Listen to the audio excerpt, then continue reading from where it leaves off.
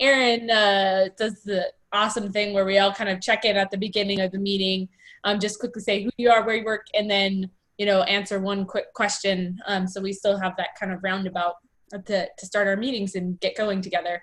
And she was like, do you have a good question? And I was like, yeah, you should just ask everybody what size the hail was at their house in the last week and figure out who had the largest hailstorm. Anybody experiencing that? We got some good size stuff. It was pea size, but within like I don't know, probably 50 miles of us, closer to Helena, there were some golf ball size and bigger. So like houses got dented up and all that nasty stuff. But I feel like the weather has been rather erratic. So I'll kick us off. I'm Stephanie Morton, and I'm the program manager for Healthy Mothers, Healthy Babies, and I help to convene these calls. And whoever wants to go next can jump in. I can go next. This is Erin. I'm with the 0 to 5 initiative, and I also help co-facilitate these calls. And I was going to say pea size is probably more, I was thinking like blueberry, but blueberries vary. But, you know, like a small blueberry were the size of the hail in town. This is Cass and Alex from Butte, and we probably had large blueberry size hail within the last week. But not golf ball size, thank goodness. My plants would have been really upset with that. Yeah, everyone's garden's decimated. I am Sally Tillman. I'm with the Early Childhood Services Bureau, and I'm pleased to announce I didn't have any hail in my house. There you go. Nice moisture, though. Hi, this is Deb at Anaconda, and we've had little hail. Okay. Hi, I'm Amy in Lincoln County, and we have not had any hail, thankfully. I was in Kalispell last week and was there with hail, but none in Lincoln, or at least in Lydia, where I'm at. So. Okay. Hi, this is Pam Holman. I'm with Missoula County with Healthy Start Missoula. I'm the Family Engagement Coordinator. I didn't see any hail, but I heard of hail. Hearing tell of it counts. I'm Sarah Crum. I'm in Gallatin County, Early Childhood Community Council. And I'm not seeing any recently, or maybe it's just not coming to mind, but it's about to storm here. So if it actually does hail, I'm gonna like turn my video on and show everyone.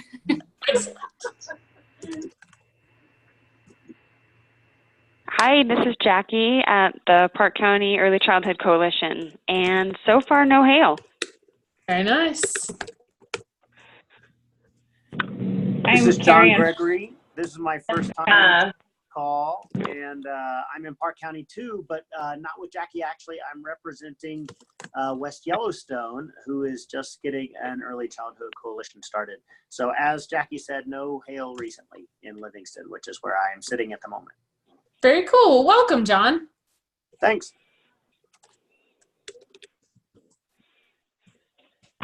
This is Carrie in Flathead County. And we've definitely had a lot of hail this summer, but I don't think any in the last week. So, yay. Okay. A little bit.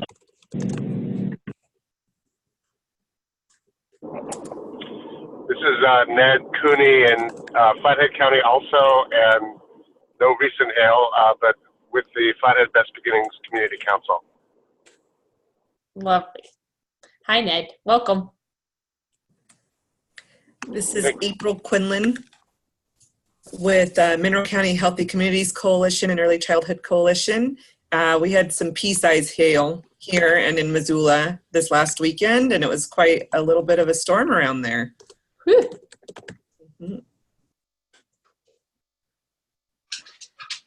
This is Bree. I'm with Healthy Mothers, Healthy Babies. You know, we did have some hail in Helena yesterday afternoon, but the wind gusts is what's really good.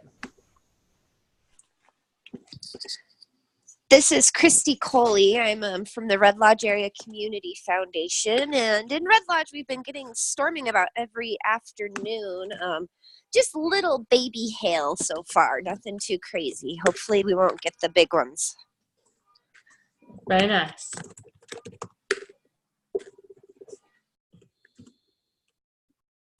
Hi, this is Melissa and Jessica down in Great Falls with the Great Falls Early Childhood Coalition.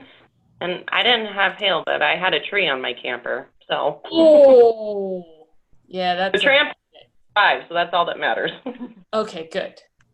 Okay.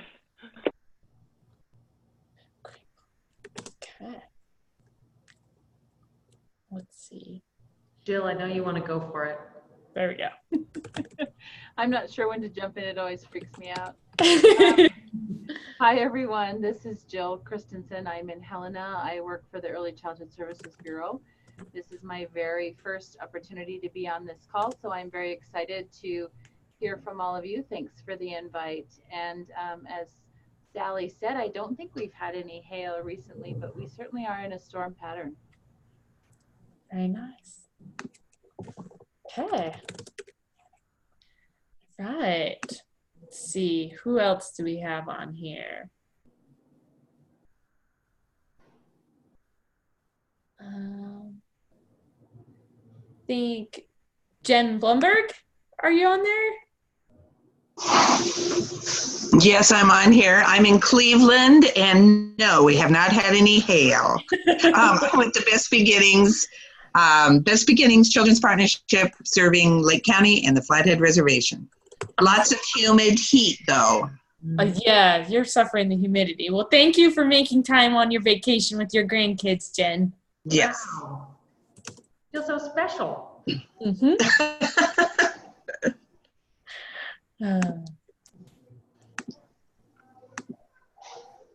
Have the folks on the camera that says Melissa, have you guys spoken yet? Do you see that? Did I just miss that? Yep, that's Great Falls. Oh, thank you. Yep, Melissa and Beth. And then I think June. June, are you on? Yes, I am. I'm here. Okay. Well, welcome to the call. Thank you. Yeah. Okay. And all right. Well, I think that might be all of us. Okay. Okay. I'm going to share my screen. Great. Give you Steph for the agenda. Hopefully everyone sees it. So now time for announcements. We decided to open this up to anyone. Obviously we have that specific time, or we're asking for written updates from all our coalitions, turning those into Steph, and Steph is compiling. I'm going to send those out. Thank you, Steph. But we basically just decided that we've got some updates on the facilitator end of things, but if anyone has any pressing updates or announcements they'd like to share, you can certainly jump in and take the spotlight in this meeting as well. And Steph, if you want to start us off. For sure. I just saw Michelle Barsis. Is that you on the call? We'll just say welcome into the call. And we were doing a little meet and greet and just telling your name and what coalition you're from and if you had any hail recently.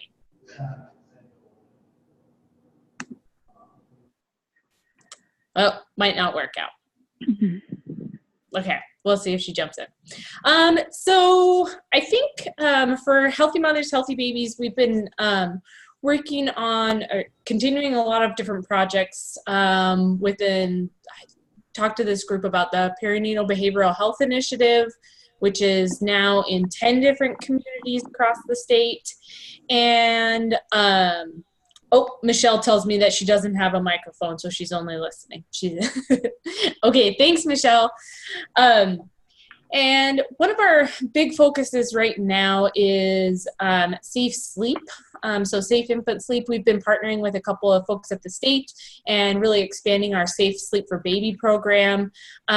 Most recently, we have just started training child and family services departments at the regional level on Safe Infant Sleep and helping to integrate our crib distribution kits, our crib distribution system into their systems as well.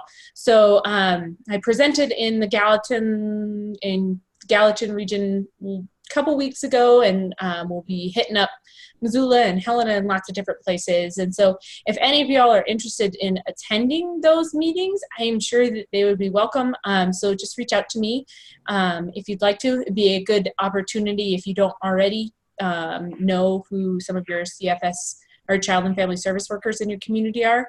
Be a good opportunity to maybe meet some of them and then learn some more about Safe Infant Sleep. Let's see.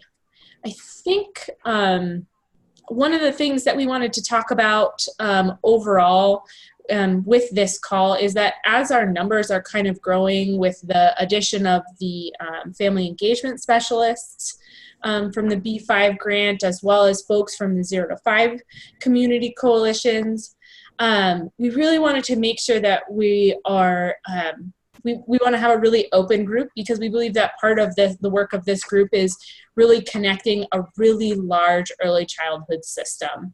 And but we also want to be able to maintain the importance of the call to our coalition coordinators. And so we just wanted to reiterate, both Sally and Aaron and I really reiterate, if you think somebody else needs to be in this phone call, let us know. We're open to adding people who might benefit from this information or may have a lot to share with us. There's a lot of people who are doing this work in a lot of different ways, and yeah, more the merrier. We kind of see this as a connection point and information sharing point. So making sure we're reaching all the people that can benefit from it is really important for us. Feel free to reach out to any one of us if you're not sure how to invite somebody or if they should be invited. And yeah, well, all three of us can help you out with that piece. Get them added to any email, added to the email lists and the invites. Yeah, Sally and Aaron, would you guys like to do your update, any brief updates before I talk about the data partnership project? Sally, you have any? Sure, I'm happy to do a brief update. I think probably lots of you folks know, lots of things are moving and shaking, and we're doing a lot more reach out with as far as Early Childhood Services Bureau goes, and there's a lot greater connection. And I think you guys pretty soon will be like, no more, don't contact us anymore.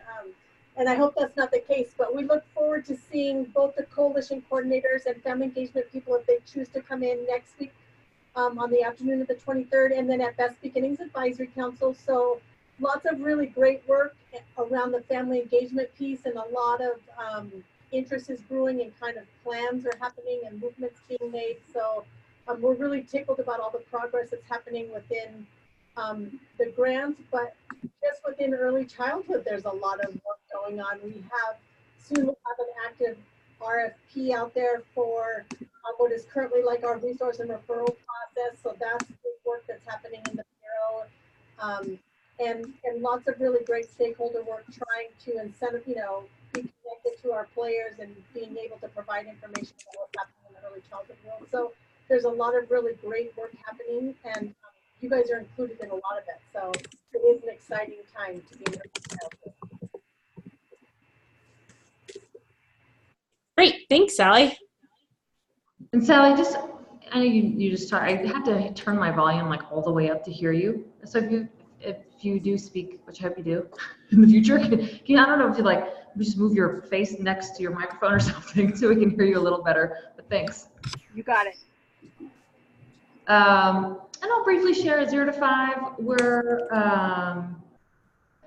We're consolidating and reframing, and we've got a strategic planning retreat that we're planning in August to help us think about what our roles and relationships are, how are we holding ourselves accountable to our communities, to all of you doing this good work, and how can we be strengthening systems and avoiding silos and working for the children of Montana. We're entering our second year, really. It's kind of where we're starting it in October, second year of existence, or at least our second kind of fiscal year. So we're going to be doing a lot of strategizing and planning with an outside consultant group. We're looking forward to it. So hopefully in the fall, we'll definitely have, I'm hoping more opportunities and to engage statewide and to some more meat and some more content on these calls. So far, this is a planning year for us. So really, it's just about here's how we're growing, here's the new communities we're taking on, and looking forward to having some more engaging conversations around, well, real engagement, I suppose, starting this fall. So that's what I'll say. Very cool. Thanks, Erin. Is there any other updates from the group? I know you all send in those written, but if there is any time, if there's something that's going on in your community that you're like on fire about, or, have a quick question, like we'd absolutely welcome that in this announcement time frame. I know you didn't get any heads up on that maybe, but does anybody have any updates they'd really want to share on the call?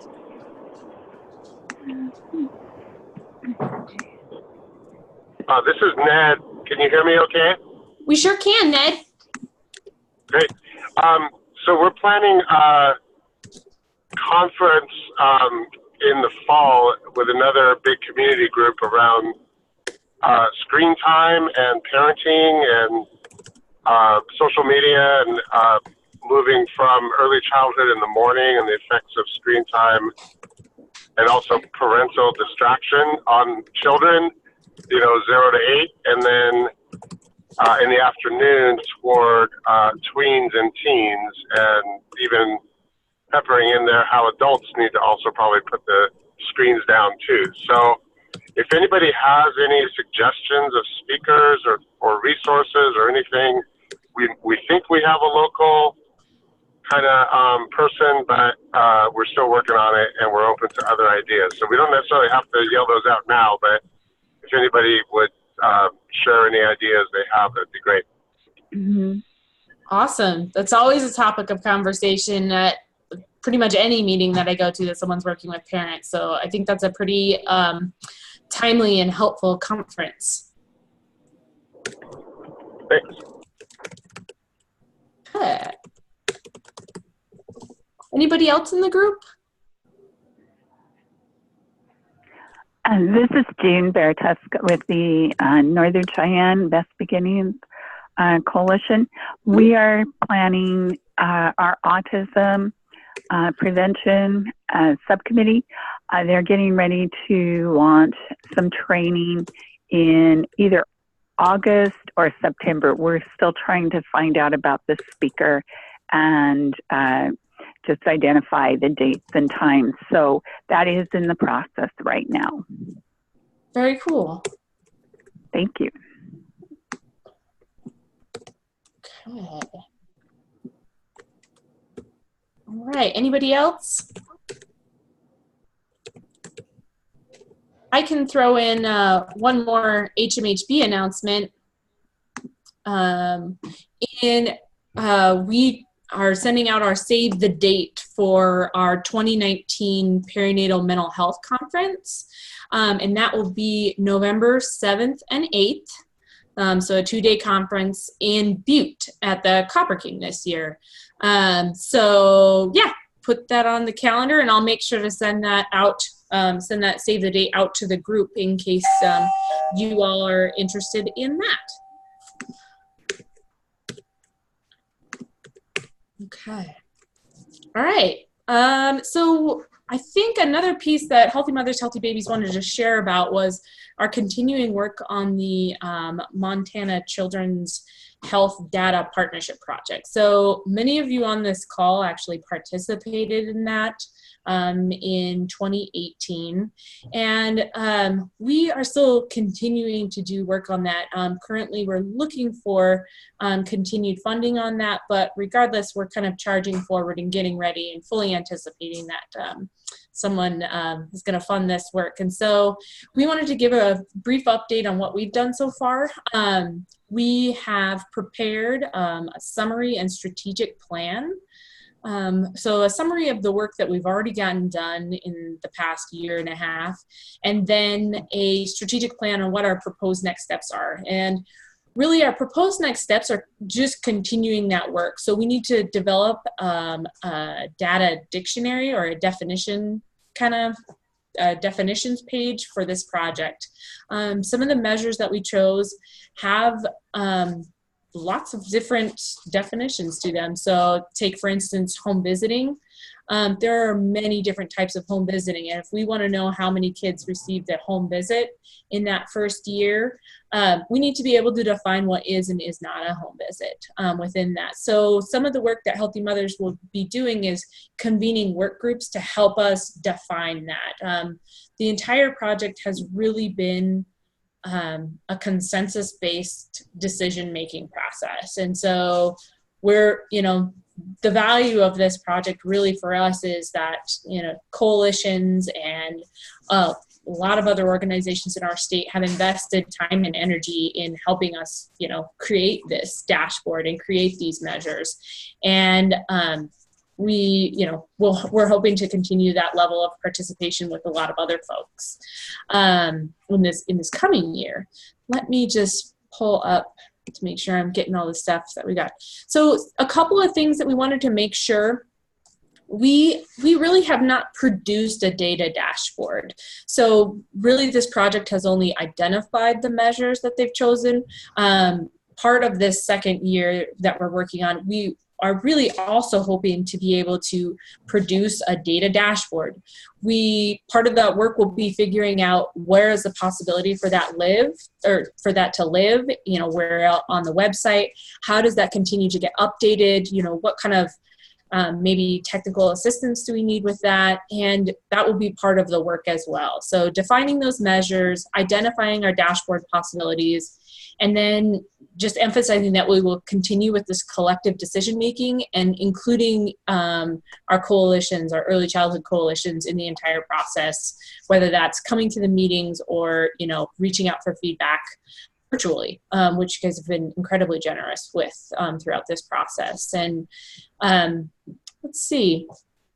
I think that my plan at this point is to be contacting at least one representative of each coalition in August or September to talk about what is your use of data right now. So we have some kind of idea of where folks are using it. And this both can help us to till ideas for what's possible, but then also help us to understand what's possible within the skill levels or the, I guess, probably software or electronic levels, identifying those limitations to what's useful. Not all of us have a data scientist on staff.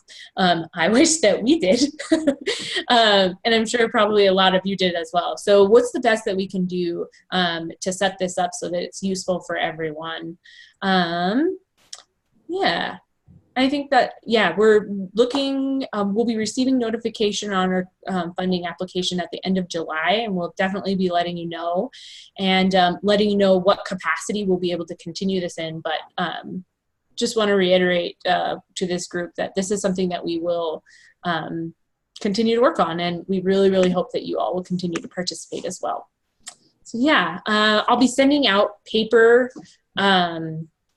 copies of that report, which you can use to, refresh yourself on that, but also share with others in your communities to learn more about what the project is. And we're always happy to bring in new partners in these conversations. And so that'll be something that you guys should watch out for. I'll be tracking you down, looking for your knowledge and experience on those things.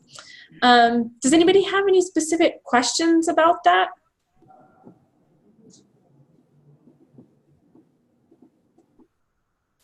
Okay. All right. Bree, did you have anything to add? Okay. I thought, just for those of you that are newer to the conversation, in the summer of, some of you guys were there, 2017, I believe it was, the Washington Foundation funded Deb Halliday to do some collective impact training in early childhood, similar to what she did with OPA for Graduation Matters, or OPI for Graduation Matters. They wanted to share some of that coalition work,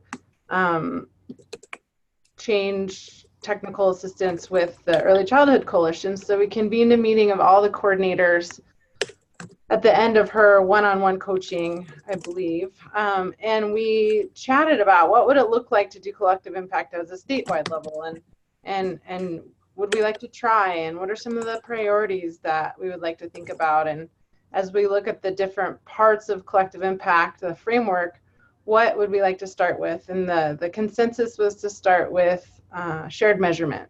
So from that decision at the table with all of the coordinators, we took that information up to the Healthcare Foundation and was able to get funding to get the first plan in place. And so we're waiting for notification from the Healthcare Foundation to see if we can implement it, but we're committed to this project.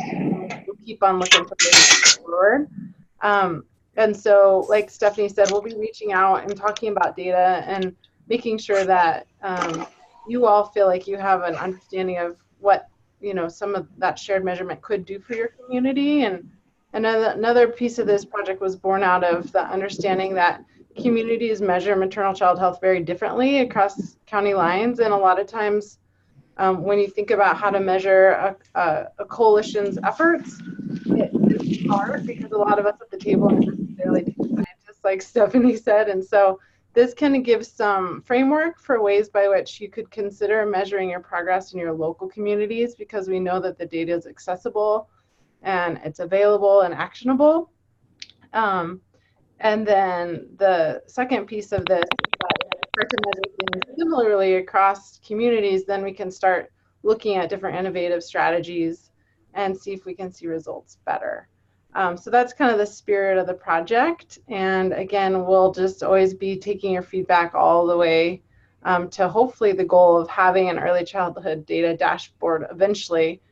That would be really easy then if you're not an early child person to say, oh, green, red, whatever we understand, like end up wanting it to look like. We're doing better or we're doing worse across county lines. So that's kind of the big overview vision and kind of how it started. And it's exciting work.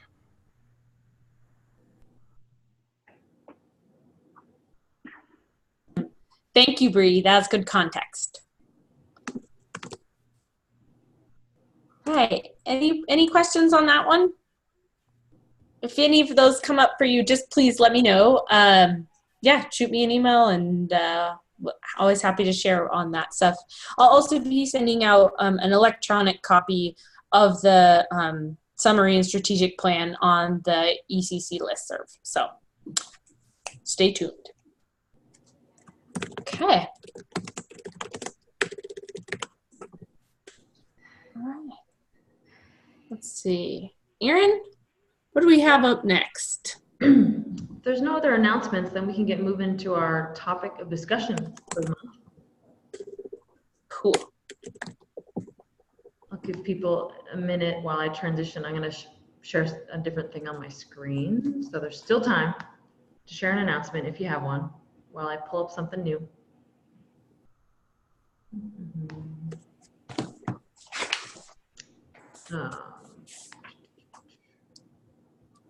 Sorry for the headache there. Okay, so for folks who are new to this call, but we're going to do it. We're jumping into the topic of discussion. I can hear from anyone else about announcements. So for folks who are new to this call, and I'll share on the agenda as well. There's a list at the bottom of the agenda. It says topics for discussion. Every month so far, what we have been doing anyway on this call is that you all choose a topic that you'd like to discuss. And Sally, Steffi, and I have been coming together before the call to think about folks we can bring in to share information or resources we can provide to spur conversation and discussion about whatever that topic may be. So at any point, if you're thinking like, you know, I'd really love to hear other people's thoughts about some aspect of programming or coalition building. We've had some conversations on developing coalitions or engaging smaller communities and coalitions as one topic. I can't right now, as I'm saying this, I can't remember the other ones, but they've been rich conversations. So we definitely welcome any kind of topic that's relevant to you. We obviously want these to be relevant, so we ask everyone at the end of the call to select a topic for next month. This month, you all wanted to talk about systems, building systems, which is a really broad topic. So we found a great resource that we think is a good kind of overarching, specific to early childhood. What does a system look like, and the components of a system? So I wanted to share this resource, ask if there's any questions, and then we've also contacted a few folks. We could think of some great examples of systems in work, successful systems that work. And we, of course, want to open it up to anyone else who wants to share successes from your coalition or to ask questions of others. And that'll be the bulk of the conversation. But to get us all kind of on a similar page about building systems, wanted to talk about this great resource from the Build Initiative. I'm sure many folks are aware of the Build Initiative. not, Google them after this meeting and check them out. They've got a lot of incredible information on their websites. And we will send this resource out as well. I'm not going to go through it all, but just touch on some bullet points. So this is a comprehensive early childhood system building, a tool to inform discussions on collaborative cross-sector planning. And I just wanted to highlight just in this initial section right here, and then they've got a great graphic, that's harder to read. What is early childhood system building? They say early childhood system building is the ongoing process of developing the structures, behaviors, and connections that make all the components of an early childhood system operate as a whole to promote shared results for children and families. There's a working group that developed this tool with the understanding that states and communities each find their own path to building a comprehensive early childhood system, and that would not be possible to develop a tool that recommends a linear process to follow to do so. It's dynamic and can occur in fits and starts or double back and start over. The intention is that this tool will be relevant no matter what stage a planning or management group is in. And that being said, here's the figure that they have, and I can go into a little more detail, but really it's for an early childhood system, the outcome is thriving children and families, and it's really an intersection of three systems of health, early learning and development, and family leadership and support. And they outline 6 key strategies, which is around the circle here, to improve the functioning, or essential to the functioning of a comprehensive early childhood system. That is to recruit and engage stakeholders, to define and coordinate leadership, finance strategically, enhance and align standards, create and support improvement strategies, and ensure accountability. One thing I also want to highlight is the values and principles. So they say optimally, a comprehensive early childhood system will reach all children and families and as early as possible with needed services and supports, genuinely include and effectively accommodate children with special needs, reflect and respect the strengths, needs, values, languages, cultures, and communities of children and families, ensure stability and continuity of services along a continuum from prenatal into school entry and beyond, ease access for families and transition for children, value parents as decision makers and leaders, and catalyze and maximize investment and foster innovation. I thought that was good to highlight too. So I'm not going to read this whole thing, but it goes into kind of breaking down these overall strategies. Around the circle, those 6 strategies. So recruit and engage stakeholders, they go into kind of what this means and some strategies of how to get there. So for recruit and engage stakeholders, I think it's helpful to break down the definition. So I'm just going to read the first line of everyone and then I'm going to be done with this little show and tell. But recruit and engage stakeholders, decisions are informed by and responsive to the needs and interests of a broad array of stakeholders. We've got define and coordinate leadership. Leaders work together according to shared understanding of common goals and what the roles and functions are within the system. Finance strategically. So financing strategically will enable policymakers to leverage and maximize all available resources and improve access to additional financial support to achieve common goals for children and families. Enhance and align standards. Clear and aligned expectations for programs and professionals enable services and practice to reach common goals for children and families. Create and support improvement strategies. Improvement plans are based on effective system change, coordinate across sectors, and allow for ongoing review, sequential progress, and refinement to achieve common goals for children and families. One more. Ensuring accountability enables policymakers to effectively use governance and management systems to plan, support, and monitor change efforts. They've also got this appendix of potential partners and relevant programs. So in each sector, there's potential agency partners and programs and funding streams, which I think is just a great little addition as well. So I'm going to scroll, sorry for the scrolling. I'm just going to scroll back to this initial diagram here to leave that up. So as I mentioned, we contacted a few folks to share some of the great work that's going system-wide that's going on in their communities, the great systems-wide work. Before digging into those examples, I'd love to just hear if there's any questions about definitions or or kind of presenting. We can certainly continue the conversation and things can come up as we learn from others who are doing great work around this. But are there any initial questions or topics we want to discuss specifically within building systems? or clarity on definitions or anything like that.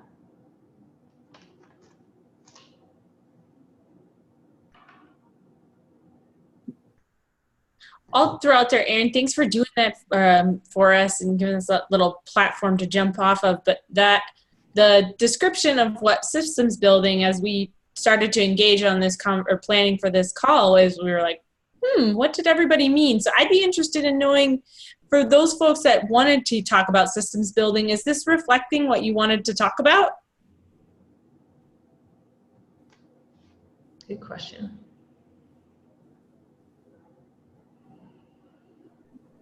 I don't have your name down, so I can't call you out. This is Deb in Anaconda. I think this is an important conversation to have.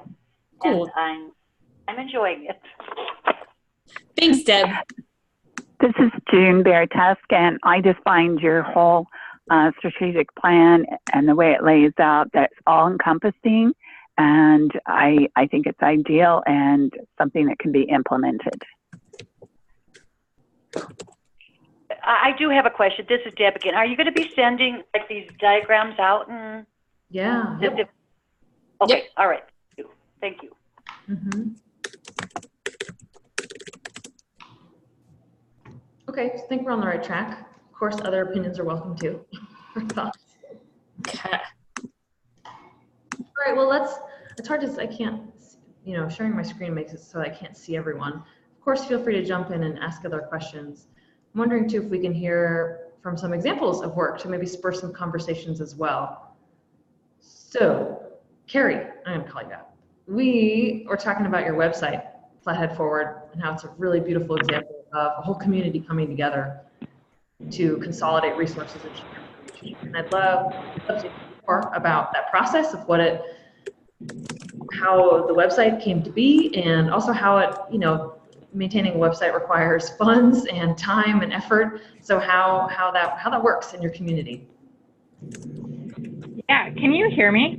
Can you hear me okay? Yeah. Okay. Yes. Shake your head or something if at some point I break up. Erin, would you be able to go to flatheadforward.com just so people can see kind of the homepage? Yeah. As we go through this. So I'm with the Flathead County Health Department, and health departments, just like hospitals, to be accredited, have to do a needs assessment and a community health improvement plan periodically to maintain our accreditation. So last summer, we started on this process of doing a new community assessment.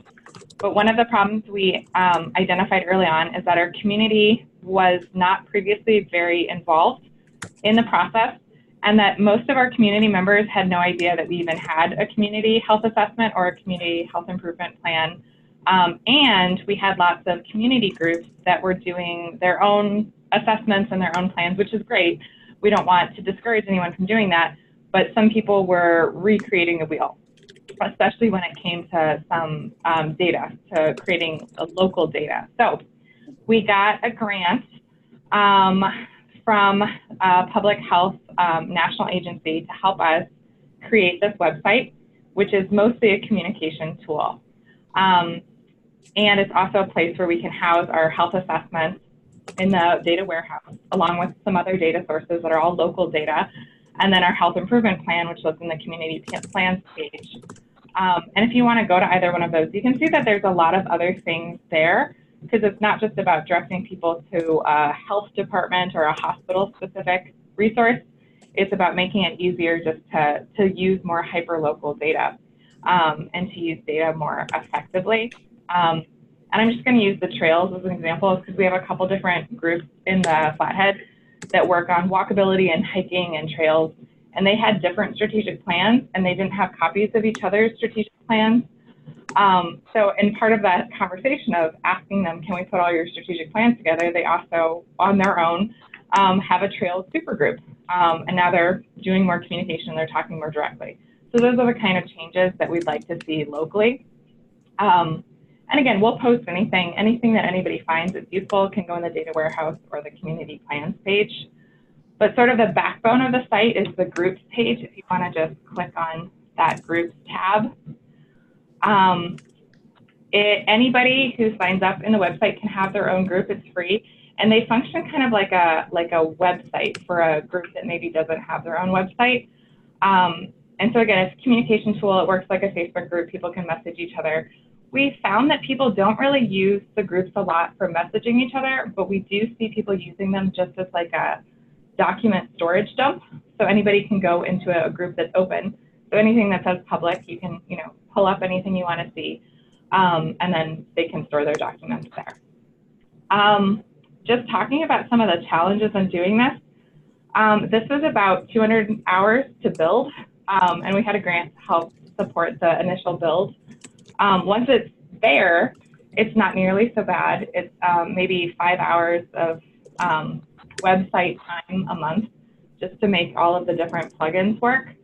But I would say one of our biggest challenges is that we are not IT people. And so there's some things that the tool theoretically could do that we can't figure out how to make it do, and we just didn't have the funds to hire someone. So like the groups, each of the groups have a place for data, and in an ideal world, the group data would funnel back into the data warehouse, and so you'd be able to move between topics. Like everything is tagged, so there's an early childhood tag, and if you clicked on it, you'd be able to see every group that has early childhood data. That functionality is there, it's just not working, and I don't know how to make it work.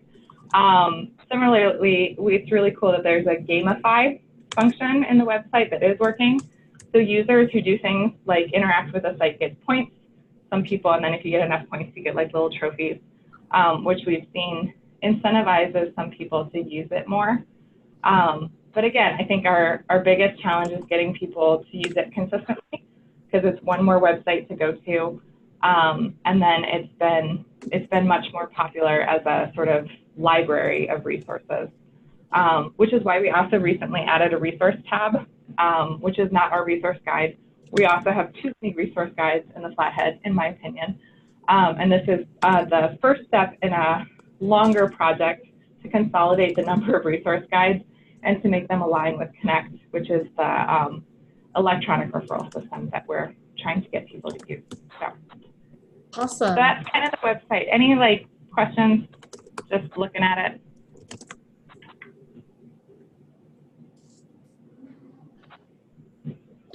I would be interested in knowing what entity funded this for you, Carrie. So it's called PH10. It's Public Health Performance Improvement Network. Okay. And they do intend to do another round of funding. I haven't heard any dates for it. I think if anybody was interested, the programming behind the website, I think they would actually give away for free, but wow. You need someone to be tech savvy, or at least more tech savvy than I am, to be able to put it together. Okay. This is Sally. Can you guys hear me now? Yes, Sally, we can. Good. I have a question. So this is super cool, and one of the things that I think is my question is, I think sometimes for me, like hearing folks say that getting the people together to have the collaboration is hard. I mean, what did you guys use some specific avenues? Were there a lot of call reach outs? Did you use certain meetings? Oh. You know, I think that's an interesting part that would help other folks, because this is really beautiful, I think. Yeah. So I think I don't want to give too much credit to the website, because I think this website happened in it was one piece of a larger community conversation. And I know Ned's on the line. Ned might want to talk about the Summit of Coalitions, which is another piece of just recognizing that we have a lot of coalitions in the Flathead, bringing them together to talk to each other and aligning different coalitions and different agencies by topic and having those open lines of communication. So like this is just one communication tool. I think that's another communication tool that we have going on. And I think it was part of this bigger conversation that included the collective impact training locally about how do we do this better. And we have a lot of meetings and we have a lot of really smart people, and we're still not sure if we're using our resources the best way. So how do we do that better? And so for like the group, the Trails group, I'm not sure that I would give this website a lot of credit, but I think it was one more piece when we would talk to them about, you know, do you want to do a group? Do you want to do 3 different groups for these 3 different agencies, even though you're all working on the same thing? I think it was just one more piece of hearing that over and over again of the same people going to multiple meetings saying, oh, okay, you know, this isn't the best way for us to make this work.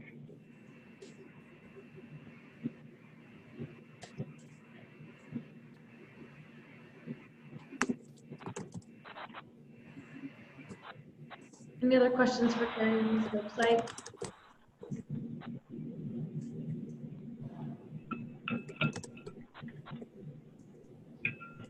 Okay, flatheadfood.com. I recommend checking it out. Thanks, Carrie.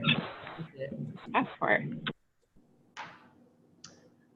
We also got a hold of folks over in Butte. Talked about this partnership between pediatrics and kindergarten. That's all I'm going to say about it, because I'm hoping you guys can take over. What else? And I'm going to stop sharing so that we can just, there we go, so I can see your faces. So go ahead. That sounds good, thanks.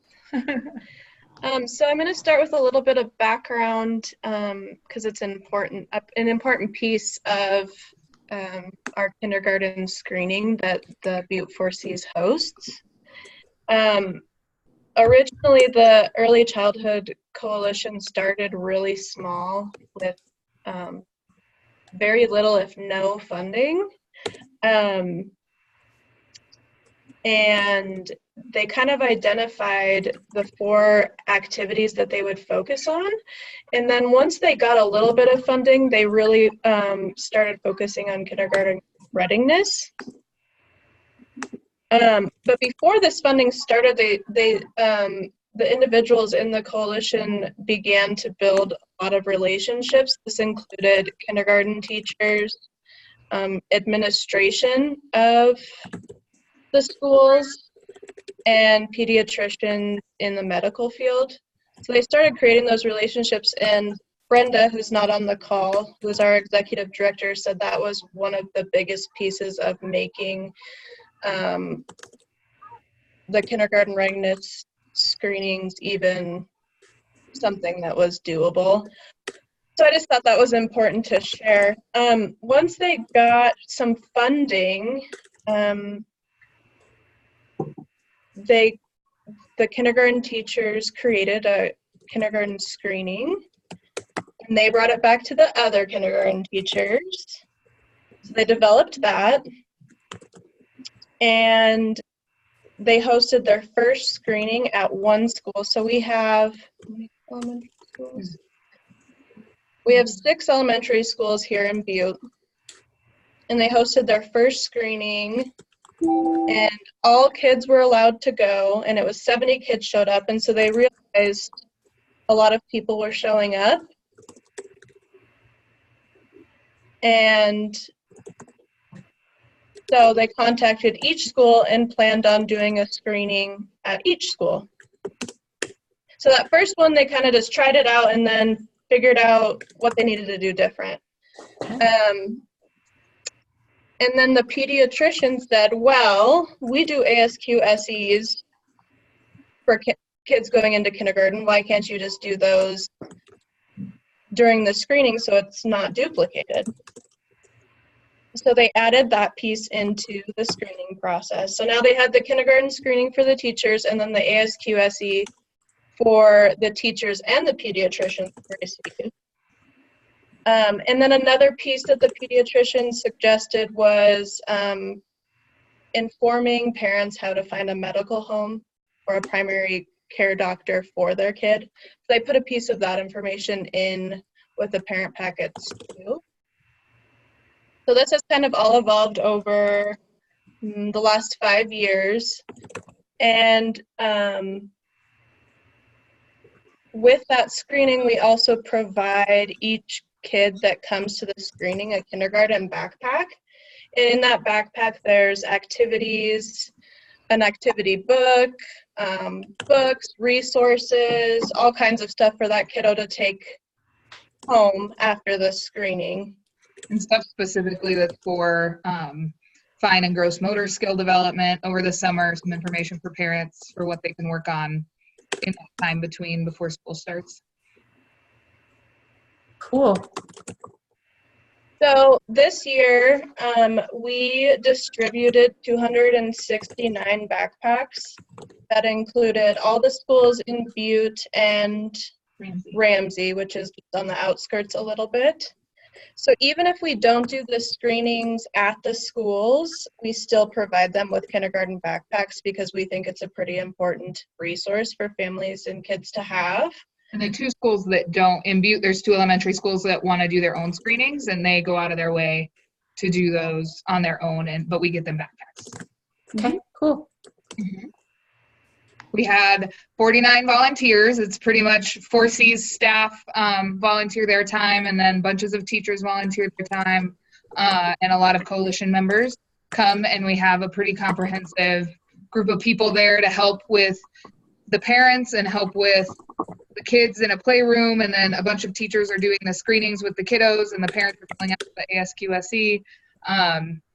And there's lots of people running in between all those places because it takes a lot of folks to organize one of those. You kind of need at least 20 volunteers for each screening or it doesn't work. So that's really, really important part of it.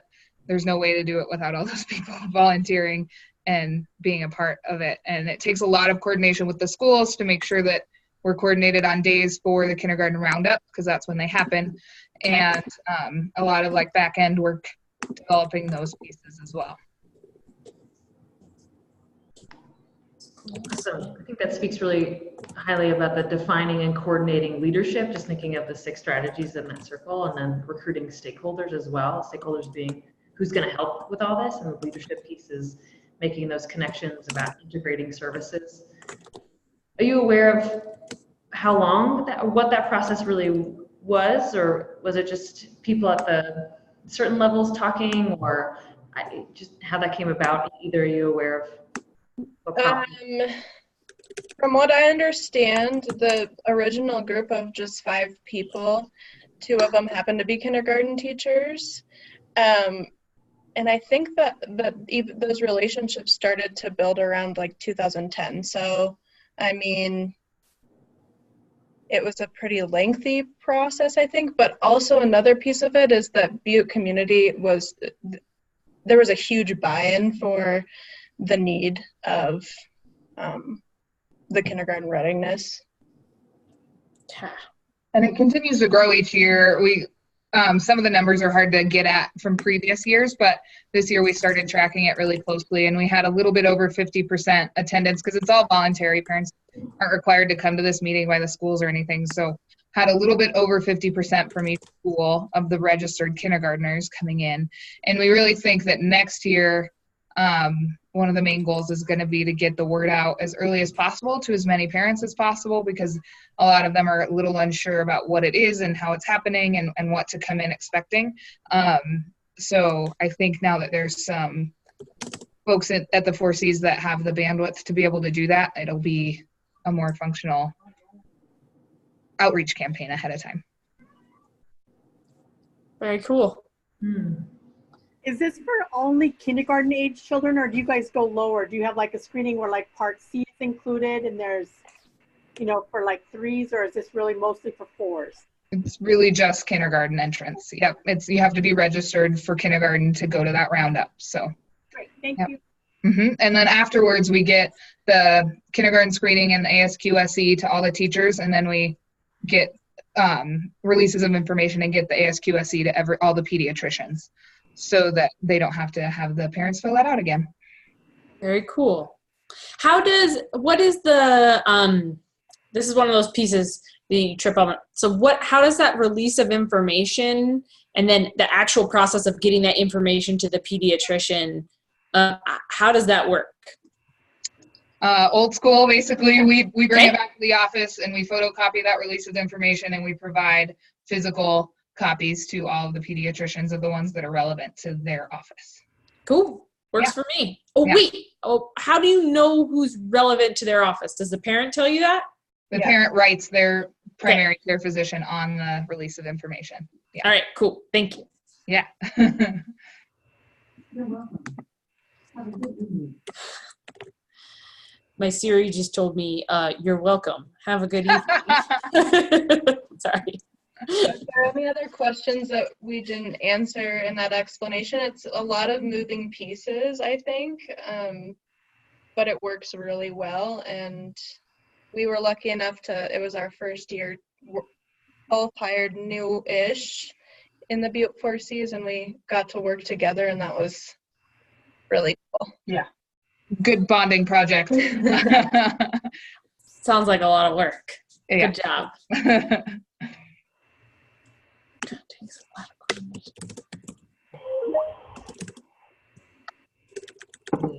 Pause a minute for questions. Okay, thanks for sharing, you two. Appreciate it. Absolutely. All right. Are there any other examples of systems at work? Just because we didn't call you out doesn't mean that you don't have a great system in work, and we'd love to hear about it. Or any other, and does this spark any ideas or conversations or something you want to share, something that you're working on in terms of system building, or you're stuck within it? We want to hear everything and everything. This time is for you.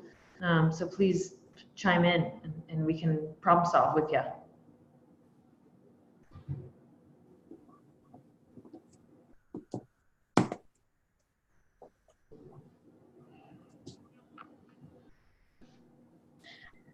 I'd love to hear from the group. One of the things about that flathead forward piece was that's really makes my wheels churn with excitement is the idea of being able to have that shared space for posting minutes and agendas. And it seems very kind of boring, but also at the same time, I really feel like that would be an incredible way to help people gain familiarity with your group. And then also just to have that organization that makes it easier for users as well. Does anybody else use a system sort of similar to that for their coalitions or for their, like, maybe even internal meetings? Some kind of online function that way?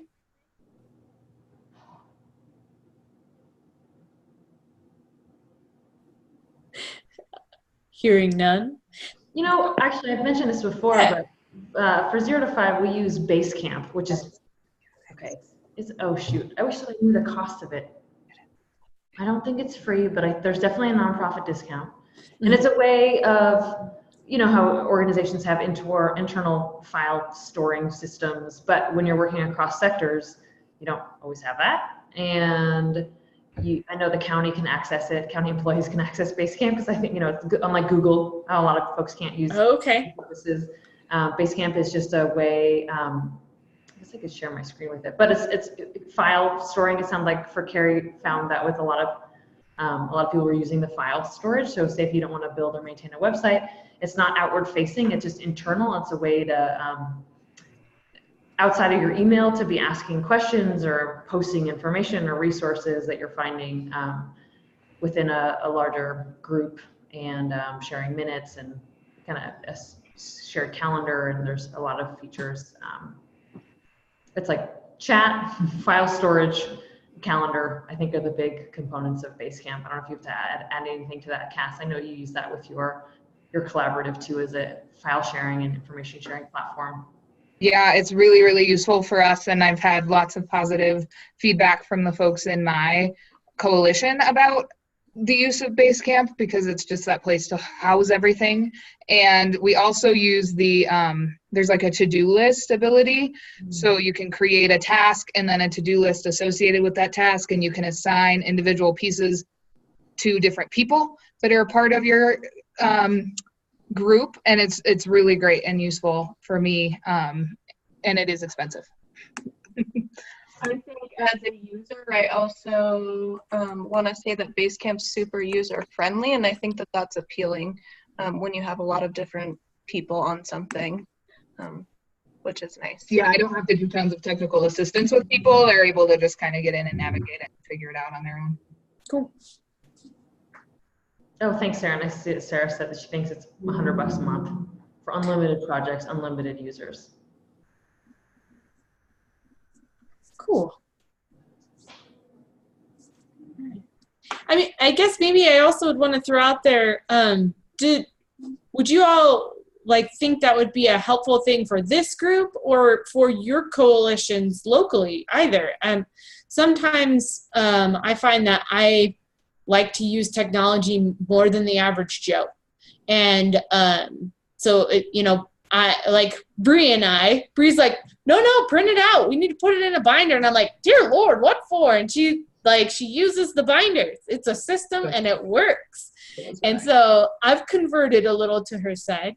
But is that, I mean, just to get a feel from the group, is this something that you think would be a tool that your coalitions would want to use? What about your members? Would this be helpful or no? For us in Mineral County, I feel like with our Healthy Communities Coalition, it really would, because we're reaching across so many different communities. So it's something we'll definitely check into. Cool. All right. Thanks, April. That's helpful. Well, and I think just to speak to how 0 to 5 is using it, the statewide office is paying for one subscription that all of us individual coalitions are able to have our own projects under. So I kind of wonder if there would be a way to cut costs for everyone by having one big statewide agency paying for everything and then everyone able to access and create their own space. I don't need to spend $100 a month because, thank you, statewide office, they pay for it. So cool. Thanks for that tidbit there, Cass. That's helpful. Yeah, I was thinking that too, especially if there is unlimited users. Basically, everyone can kind of create their own project, so you can, and it doesn't need to be public. You can just invite it to your local or invite your local coalition members to it. It requires an email. You don't need anything beyond that. So you can have, you know, private information. I don't know, like HIPAA privacy, but just not shared. You can have things separately. Yeah. Not upload your medical records, okay, everyone? Yes, right. Yeah. But that would be interesting to explore. We could definitely look into that. Cool. All right. Put that on our follow-up for Sally and Steph. We can investigate that more. Okay.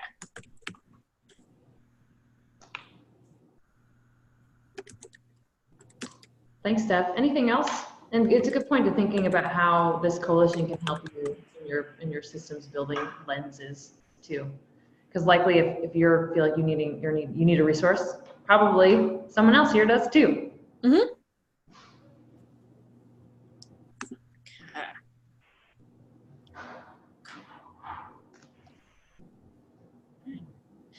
And then I just wanted to, and then kind of the two examples that we called out, I really like that there was the technical, kind of that technology level piece with the flag forward, and then in Butte, that kind of connection across all three of those sectors, you know, that health, that education piece, and then engaging parents as well. And they provided that update in, I think 3 months ago in their written update. And since then I've been thinking about, you know, how are other people doing this? Are any of the other coalitions engaging in this? I know that this is a big piece of the P5, and I'd love to hear if anybody else is doing something similar, working either with pediatricians or with that kindergarten screening piece.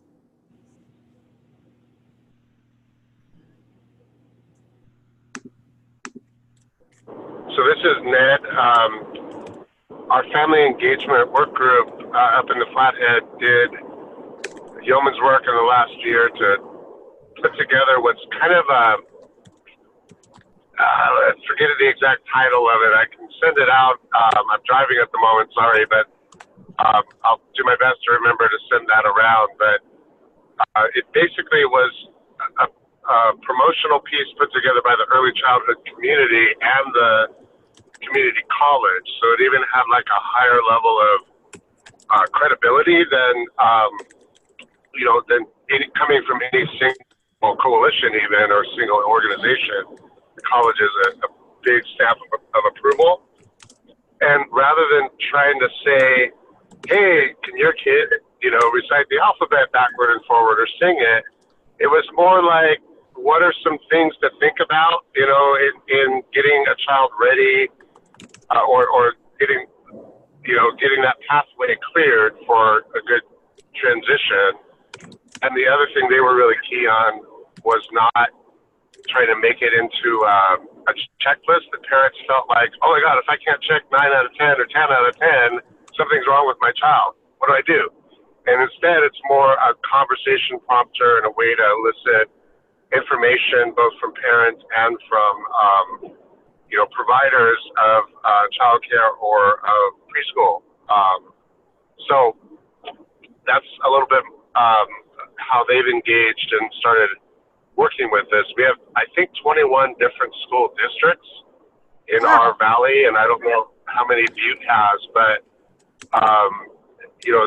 coordinating across all of those has usually been more district by district. So I really admire what Butte has done with this. I think with our schools, it's happened more district by district, like Evergreen Schools is, I know, partnered with the health department and a lot of other organizations to do something really similar, but for a town of, the equivalent of a town of 6 or 7, 8,000 people maybe. So, sorry, there was a lot of information, but if anybody wants to know more about that, transition work, let me know. Cool. Thanks, Ned. I'll send you an email so you remember to send out that awesome resource. And you Much can appreciated. while driving. So Ned, this is Sally. So the resource you guys created you created your own community assessment. Is that what you're saying? I'm check.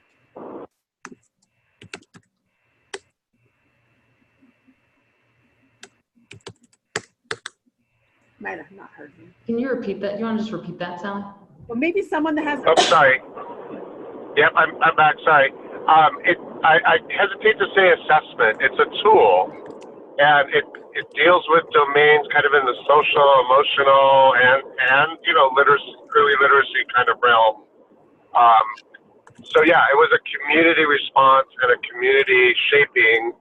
I think they took into consideration work we had done a long time ago with the Kalispell schools, and then when OPI started down that pathway with Jill, actually, I think was in that role of trying to pull that together, then we kind of suspended our work, and then we picked it back up just in the last year and a half or so. And a shift is that the community college had a change in their early childhood program leadership for the academic, side, and that really catalyzed things. So, very cool. Yeah, it's a great thing they put together. Yeah. Thank you.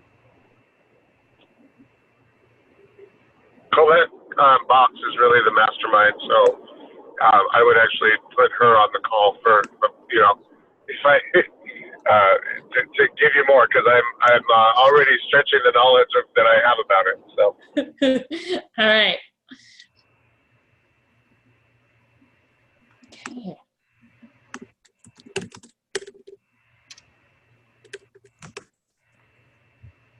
Okay, well, any last thoughts? I'm gonna reshare my screen so we can get back to the topics for next month.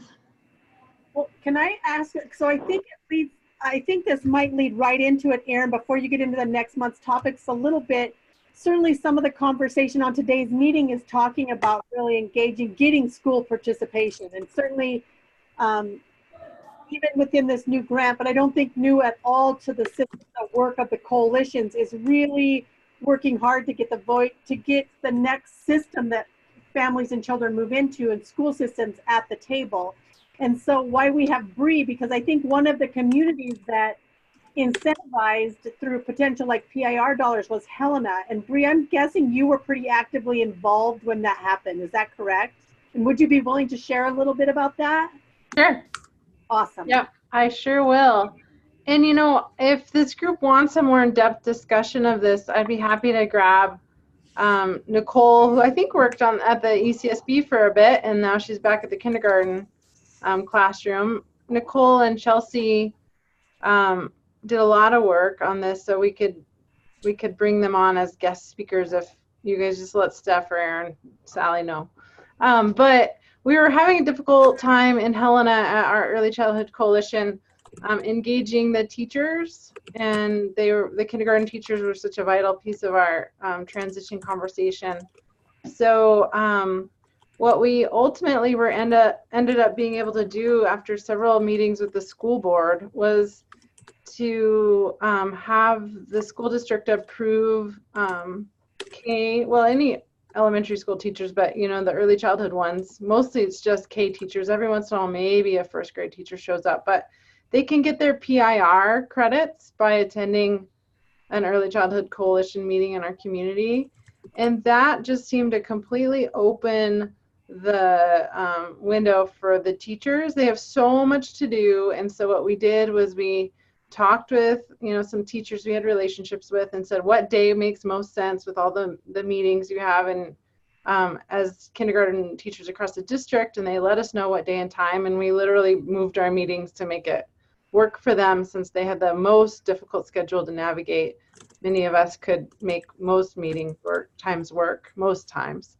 And now consistently we have probably like 3 or 4 K teachers show up at the ECC meetings. And we've had the administration engaging. It's been really successful. So I'm not really sure about the logistics of that, but I certainly could ask Chelsea and Nicole to join us on a call, or Mrs. Penley, who is one of the K teachers that helped too. So let me know if that'd be helpful. Cool. Great, thank you.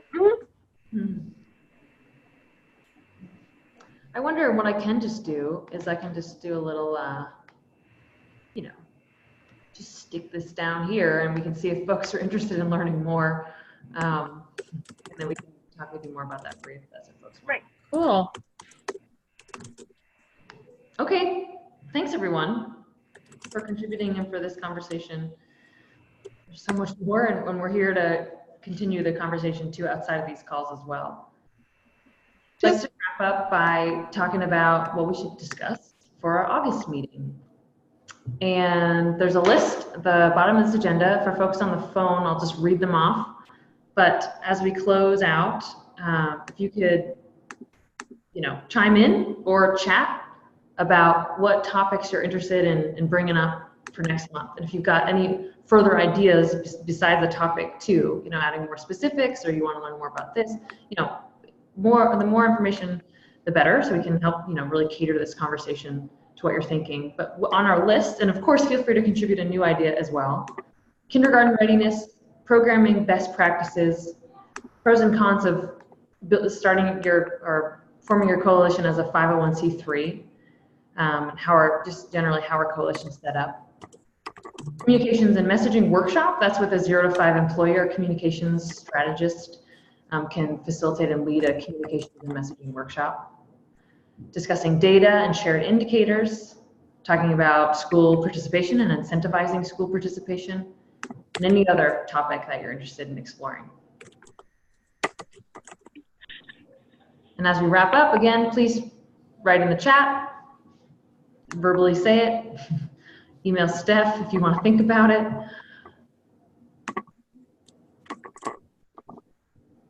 And you can share any last thoughts before we close out. So we'll email out this, Steph's gonna contact Ned for that resource. I'm gonna send Steph the Build Institute resource that I showed, so you all can have access to that. I think those are the big takeaways.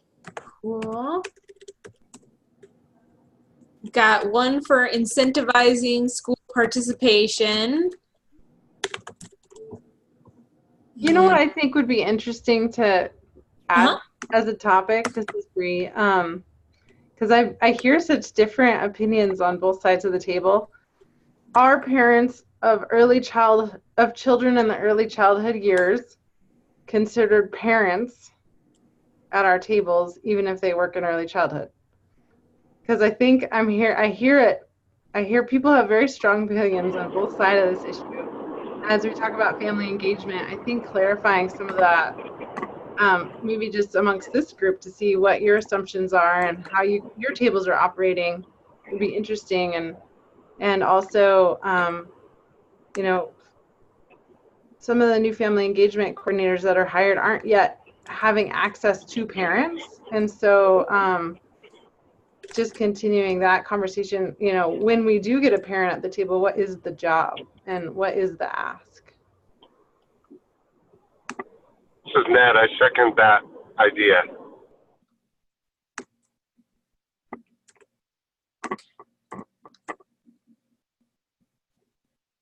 Thanks, Bree. Bree, what would you quickly, your 5-word summary of that? Jill, help me.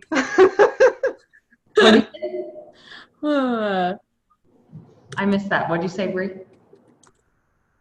Parent engagement. I asked Jill to help me. Let's see. Are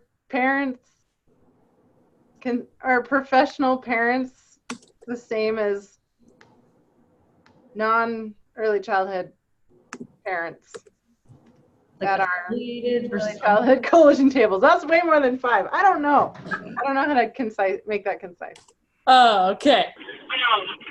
This is Ned. Can I give it a shot from our perspective, from our conversations? Yes. Not in 5 words. Sorry, I can't go there with you. But it's often we look around and we go, we have no parents at the table. And then I look around and go, wait a minute, you have kids that are under 8, and you have kids but you happen to work at the Child Care Resource and Referral, or at the library, or at the mental health agency, or at the health department, or you have had children of that age within the last, say, 5 years, right? So It's like somehow their opinions don't count to some people. I'm not saying everybody, but to some people, it's like, no, that's not what we want. We want parents who don't have those other professional roles. I totally get that. But my question then is, when they show up, like if they go to a BBAC meeting for a day or 2, how do they plug in? What kind of what are they expected to do, and how do they get support to do it? Not just money to get there or whatever. It's more like the ability and the willingness to speak up or whatever else, because they arrive maybe with different levels of experience or confidence or whatever else. So that was more like 500 words, but that's kind of a quick summary. It's on both sides of the equation. Why do we not value the parent experience of the people who have professional roles or academic roles or whatever? And if we want other kind of folk, what's the best way to get them there? What do we want when we get them there? The parent council at Head Start is frequently cited as an example where it's like, it's not just the one token parent, which I'm sure nobody wants just that, but that's a little bit of a danger. So how do we bring parents together, empower them to speak in a way that they build off each other and feel supported and all of that kind of thing, rather than trying to jump in a river with a bunch of professionals who have jargon and experience together and a whole history of conversation. I'm picking up what you're laying down. So it's kind of like, how do we engage with parents, whatever role they're in and at our tables, whether they're there as, that non-professionally engaged parent or the professionally engaged parent in that ECC. Okay. I think this is Jill. I just think that maybe one of the things that you could put in there on the agenda for possible topics is parent voice. Okay. Because I think that that's the topic that we're dancing around here, because I think it might encompass all of those things that I'm hearing is we want parent voice, and what does that look like, and how do we support that being effective for parents when they come? And I think just as a EC professional and a parent, I think my work in EC has changed my lens, and my work as a parent has changed my lens from both sides. So I think that that's the piece that maybe you're talking about, Ned. While my voice is still valuable from that parent lens, that lens has changed because I'm also an EC professional, right? So I think that I think it's valuable, but I think that we also probably want that parent voice that's outside of that doesn't also have that EC professional lens. Very cool. Thank you, Jill. Summarizing in a parent voice is engaging them all. That's going to be good enough for right now. Good call. Well, it looks like there's definitely interest in that conversation. Thanks. That's what I've got for a leader right now in the group chat. If anybody else wants to throw theirs in, that the one that Bree suggested, just called Parent Engagement or Voice. If you haven't already voted on that, and then vote on some of the other ones, and we'll see what we're up to next month. Great. It looks like Sarah put a link also to a resource as well. Very cool. Around parent voices. Thanks, Sarah.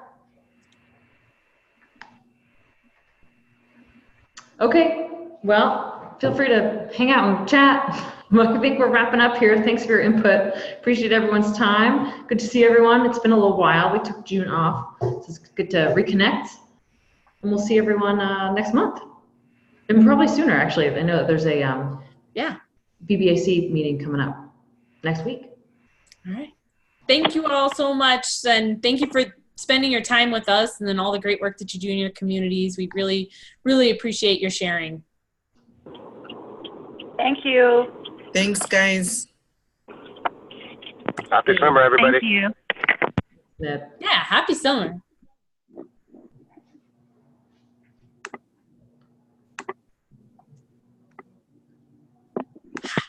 All right, I'm gonna get out of here. Thanks, Steph. All right, bye, Miss Erin. Thank you so much. Thank you. Your hair looks fantastic today, by the way. I woke up like this. Flawless. Okay, I did stop recording already. Yep, great.